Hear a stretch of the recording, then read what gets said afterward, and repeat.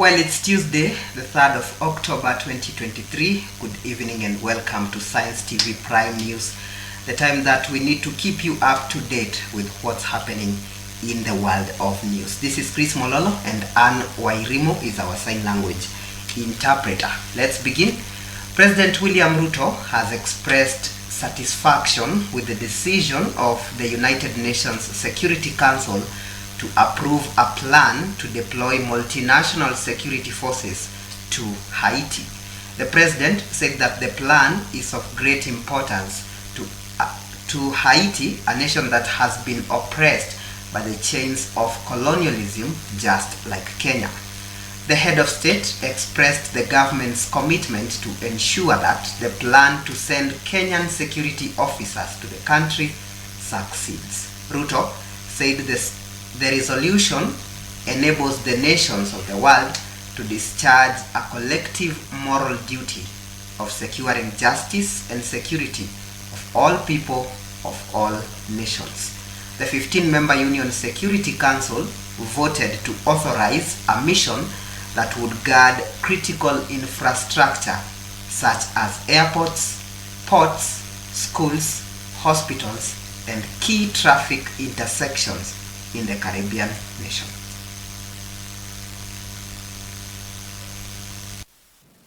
On the 21st of September, I stood before the General Assembly of the United Nations to express the case for the United Nations Security Council to deliver a framework that would facilitate the deployment of a multinational security support mission to Haiti as part of a holistic multilateral response to the challenges faced by the nation.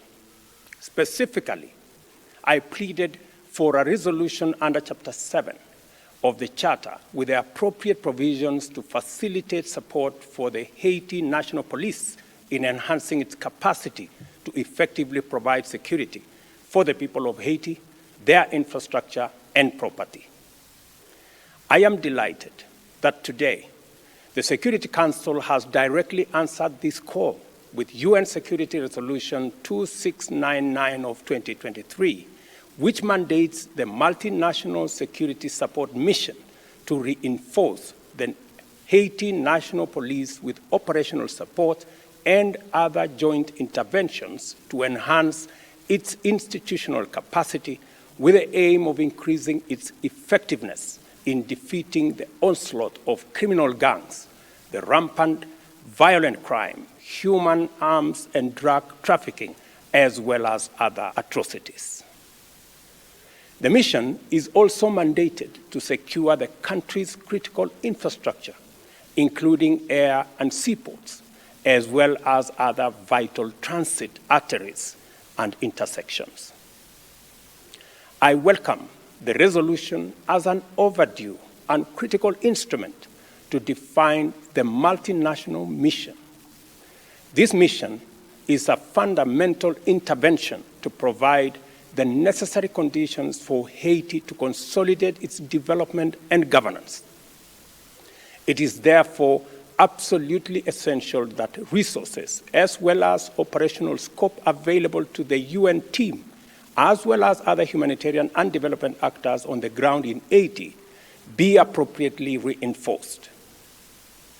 The situation in Haiti demands, as a matter of humanitarian consideration, moral responsibility, and fundamental justice, that actions be scaled up significantly to meet the demands of emergency relief, humanitarian aid, support for livelihoods, and major interventions in public health. Chief Justice Martha Koome has called on African justice sectors to work together to tackle transnational organized crimes, which she says is a major threat to the continent's security and stability. Koome spoke at a regional dialogue in Mombasa on Tuesday, where she said crimes such as human trafficking, illegal arms, dealing and drug trafficking are often accompanied by money laundering and terrorism financing. She said that no single country can effectively combat these crimes alone and that African nations need to collaborate and share resources. She also called for the modernization of the law enforcement and adjudication, a method to keep up adjudication of methods to keep up with the evolving nature of transnational organized crimes. Transnational organized crimes is not a new phenomenon, but its manifestation, its agility and resilience in this digital age are also unprecedented. In an interconnected world, crimes that were once considered local are no longer confined to national boundaries.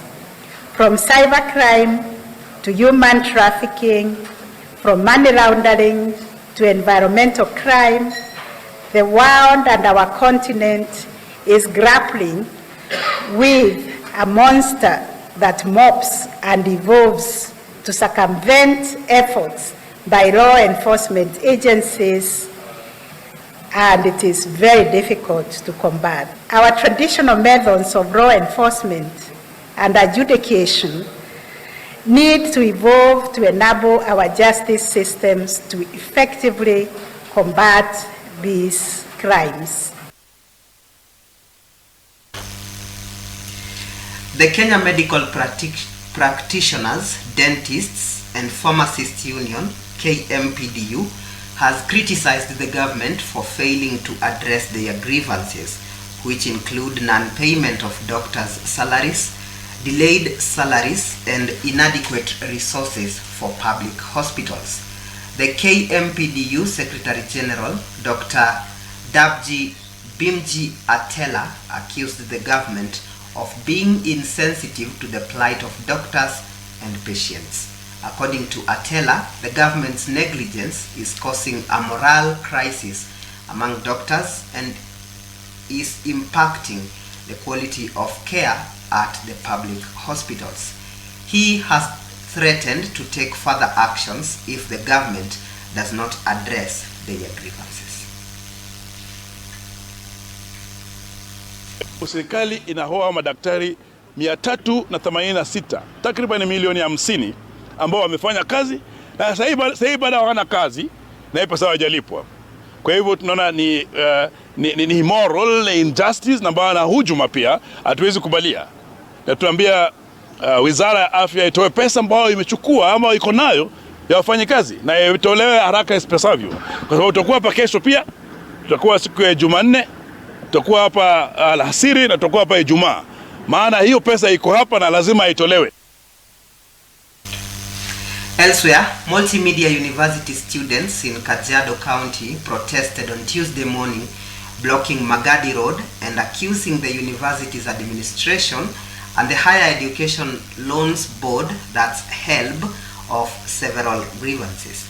The students were protesting the closure of the students' portal before they had completed registering for the semester's classes, missing marks for the graduating class of 2023, and a delay in disbursement of HELB funds for the continuing students.